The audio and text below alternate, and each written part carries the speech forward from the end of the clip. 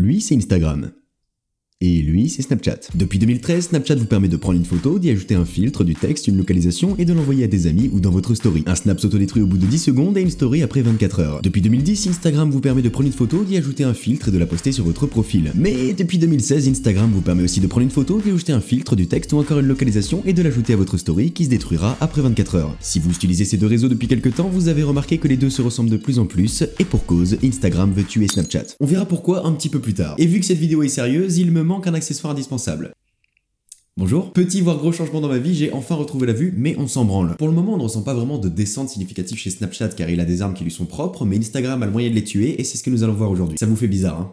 Moi aussi. 158 millions d'utilisateurs par jour sur Snapchat, c'est quasiment 2 fois moins que son concurrent avec 300 millions. Chez Snap, la croissance est en forte baisse, tandis que chez Insta, l'audience a doublé en seulement 2 ans. Selon des dizaines d'analystes, Snapchat aurait vu ces 10 derniers mois le nombre de vues des stories baisser de 15 à 40%. Snapchat n'est que le 8e réseau social le plus utilisé au monde, alors que Instagram est 3e. Tout n'est pas sombre pour le fantôme, loin de là, sa maison mère Snapping Corporation entre en bourse ce début d'année. Mais Instagram a une arme redoutable, son patron. Facebook. Et là, ça devient intéressant. Vous ne vous en souvenez sans doute pas, mais en décembre 2012, Facebook avait lancé une application ayant pour but de concurrencer Snapchat, tout simplement. Ça s'appelait Facebook POC, et non, ça n'a rien à voir avec l'époque que tu envoies pour approcher une meuf, et d'ailleurs ne fais pas ça, d'après un ami, ça marche pas. Il s'agissait d'une appli avec laquelle vous pouviez envoyer des photos éphémères, sauf qu'il fallait maintenir le doigt appuyé sur l'écran pour pouvoir les visualiser, c'était d'ailleurs la seule différence avec Snapchat. Ça n'empêchait pas les captures d'écran, mais ça le rendait plus difficile. Tu connais. Petit fun fact, la première version de l'application a été réalisée en seulement 12 jours. Et preuve en est que Facebook ne réussit pas tout ce qu'il entreprend, ce fut un flop phénoménal, et c'est certainement la raison pour laquelle tu ne t'en souviens pas. En novembre 2013, Facebook propose à Snapchat de les racheter avec une offre à 3 milliards de dollars qui sera refusée par leurs créateurs, préférant voir les bénéfices de leur bébé sur le long terme. Et ce n'est qu'en août 2016 que Facebook va se rappeler qu'il avait acheté en 2012 Instagram pour 1 milliard de dollars et que ce serait pas une mauvaise idée d'y ajouter le concept de Snapchat. Ah oui aussi, en mars 2016, Facebook avait racheté l'appli MSQRD qui permet d'ajouter des filtres assez poussés à la manière de Snapchat. Bon, en soi l'appli on s'en fout, c'est surtout pour intégrer la technologie à Instagram par la suite. Nous sommes en 2017, les deux applications se ressemblent plus que jamais et Snap entre en bourse. Mais pourquoi Facebook veut tant détruire Snapchat? Premièrement parce que le gros réseau social bleu déteste qu'on lui refuse quelque chose. Deuxièmement, pour renforcer sa popularité auprès des jeunes, Snapchat est le réseau le plus populaire chez les adolescents avec une moyenne d'âge de 16 ans et demi. Bien que ce ne soit pas ce qu'il y a de mieux pour faire de l'argent, ce sont de gros consommateurs et de futurs pouvoirs d'achat. Évidemment, il est bien loin derrière Facebook, mais c'est le deuxième réseau social sur lequel les jeunes passent le plus de temps. Troisièmement, Snapchat est principalement utilisé aux États-Unis. 70% de leurs utilisateurs se trouvent là-bas, quand l'audience d'Instagram aux USA ne représente que 20%. Et quatrièmement, car ce concept a un véritable pouvoir marketing. Vous avez sans doute remarqué que quand vous enchaînez les stories, une pub apparaît de temps en temps et c'est le cas pour les deux réseaux. C'est d'ailleurs l'un des seuls modèles économiques de Snapchat qui a du mal à être rentable. Snap dépense énormément d'argent dans la recherche, mais je comprends pas trop leur objectif. Qui passe des appels avec Snapchat? Qui envoie de l'argent avec Snapchat?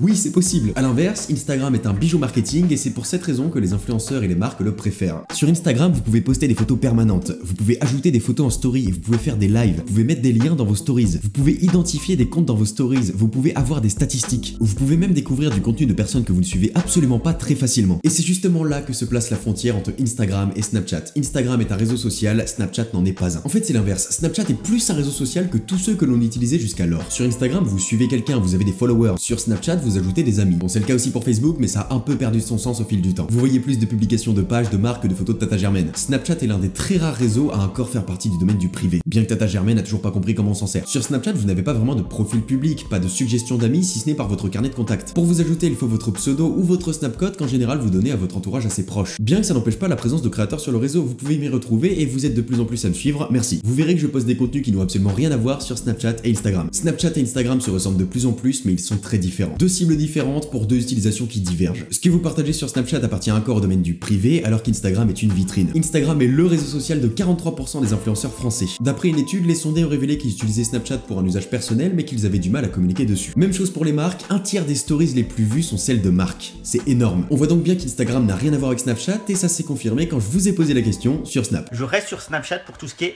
personnel. Instagram, ça fait trop pro. La photo de moi totalement déchirée ou regardant la télé ou autre, ça passe beaucoup mieux sur Snapchat. Je pense que Instagram est plus axé sur le visuel, tandis que Snapchat est plus axé sur l'authenticité. Ça amène une notion de proximité entre le créateur et le viewer. Pourquoi je continue à utiliser Snapchat? Parce que les nudes. Par exemple, sur Snapchat, il y a le côté fun qui a été instauré dès le début, il y a le côté éphémère qui fait qu'on s'en fout. Instagram, pour moi, c'est obligé de mettre des belles photos. La culture un peu du osef et je poste, je m'emballais, c'était quelque chose qui était vraiment propre à Snapchat depuis le début. Alors que sur Instagram, c'est plus la culture de regarde ma vie comment elle est géniale, tu vois. Personnellement, j'attends avec impatience de pouvoir passer intégralement sur Instagram, mais les conversations privées Snap avec les photos m'obligent à rester sur réseau social. En gros, tu sens que Snapchat a été fait à la base que pour ça, tandis que Instagram, tu sens que c'est un peu forcé, voilà. C'est pas le but premier. Alors oui, par contre, on est d'accord qu'une application pour tout, c'est vachement bien, c'est le futur. Que simplement, sur Instagram, y a que des putes. Effectivement, voilà, allez salut, on est à Londres. À mon avis, c'est ça la différence avec Snap.